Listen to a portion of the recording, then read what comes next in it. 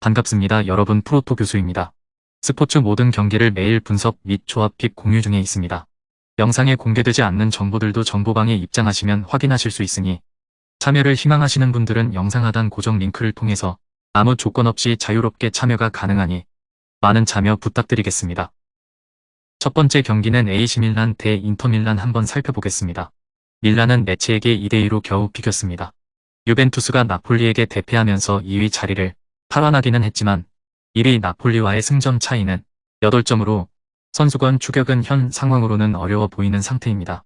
최근 세트피스에서 수비 문제를 드러내고 있는 상황, 지난 경기 추가골도 코너킥 상황에서 나왔으며 2대2로 비겼던 로마전에서도 두 골을 모두 세트피스 상황에서 허용하고 말았습니다.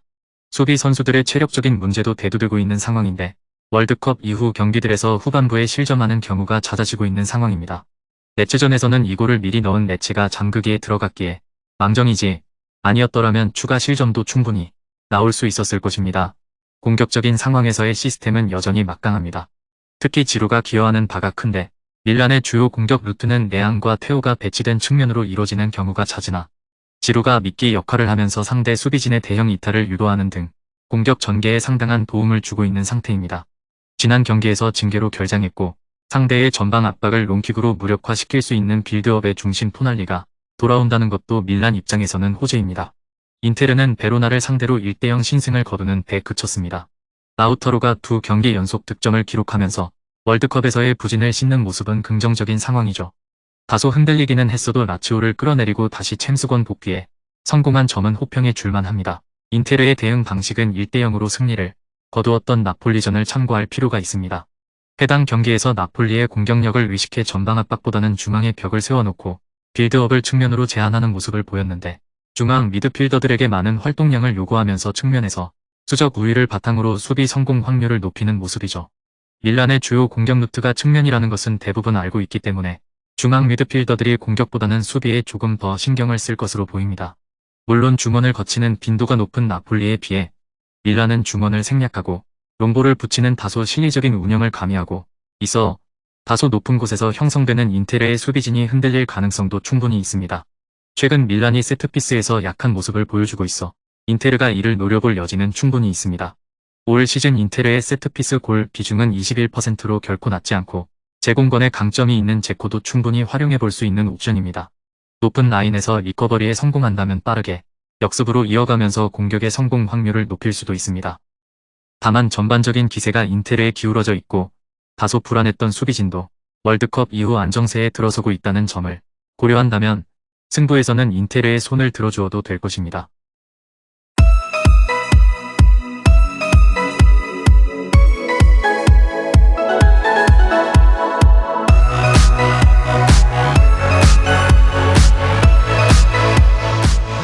두 번째 경기는 아탈란타 대 스페치아 한번 살펴보겠습니다. 아탈란타는 살레르니타나를 상대로 8골을 득점하면서 자신들의 전력을 뽐냈습니다. 다만 스페치아는 아탈란타 입장에서도 까다로운 상대일 수밖에 없는데 월드컵 브레이크 첫 경기에서 상당히 고전하면서 2대2로 무승부를 거두었고 파샬리치의 극적인 골이 아니었더라면 승리를 장담할 수 없었던 상황이었기 때문 해당 경기에서 2골을 넣으면서 기대 득점에 걸맞는 공격력을 보여주기는 했습니다. 다만 속공 상황에서 약점을 다소 드러내면서 2골을 실점하는 등 수비적인 부분에서는 다소 불안함을 보였는데 올 시즌 점유율 확보보다는 안정적인 수비 라인의 형성에 더욱 신경을 쓰기는 하지만 적극적인 수비 기조와 압박 위주의 플레이는 변함이 없어 수비 라인이 불안정한 모습을 보이는 경우가 가끔 있었습니다. 최근 5경기 연속으로 실점이 나오는 등 실점 억제 능력이 아주 뛰어난 모습은 아닌 상태죠.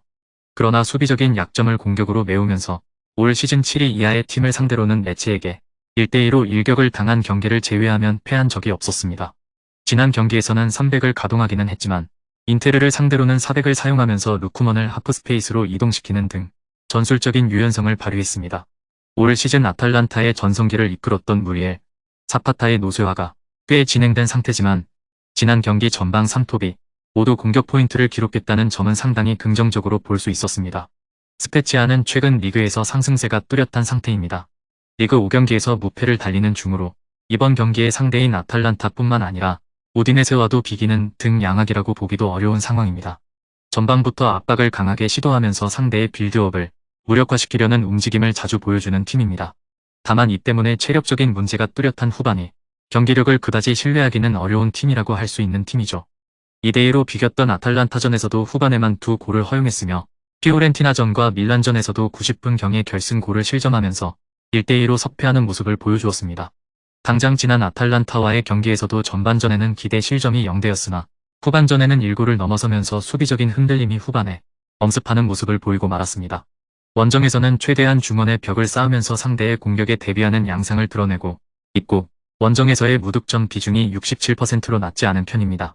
그나마 롱볼에 의존하는 단순한 공격에 그치고 있지 않다는 점은 긍정적으로 볼 수 있겠지만 일단 수비적인 기조로 나서면서 공격력을 희생하는 쪽으로 플랜을 잡을 가능성을 염두에 두는 편이 좋겠습니다. 스페치아가 원정에서는 득점력을 거의 발휘하지 못하고 있다고 해도 과언은 아니고 아탈란타가 지난 경기에서 보여준 공격력을 바탕으로 경기를 잡아낼 수 있을 전력은 갖추었다고 보는 편이 옳을 것으로 보여집니다. 아탈란타가 수비적인 안정감이 아주 뛰어나다고 보기는 어려워 오버를 추천할 수 있는 상황이기는 하나 원정에서 스페치아가 수비를 1순위로 생각하고 있음을 감안하면 스코어 접근은 후순위로 미뤄두어도 무방해 보입니다. 금일 경기들은 이렇게 알아보았습니다. 좀 더 다양하고 많은 정보를 원하시는 분들은 영상 하단 댓글에 링크 클릭 후 문의하시면 아무런 조건 없이 정보방 입장 가능하니 입장하셔서 정보 받아보시길 바라겠습니다. 그리고 영상에서 리뷰하지 않은 디테일한 정보와 조합픽은 매일 교수 정보방에서 공유하고 있으니 꼭 참여해보시길 권장드리며 이번 영상은 여기까지 하겠습니다. 시청해주셔서 감사드리며 늘 여러분들의 건승을 기원합니다. 감사합니다.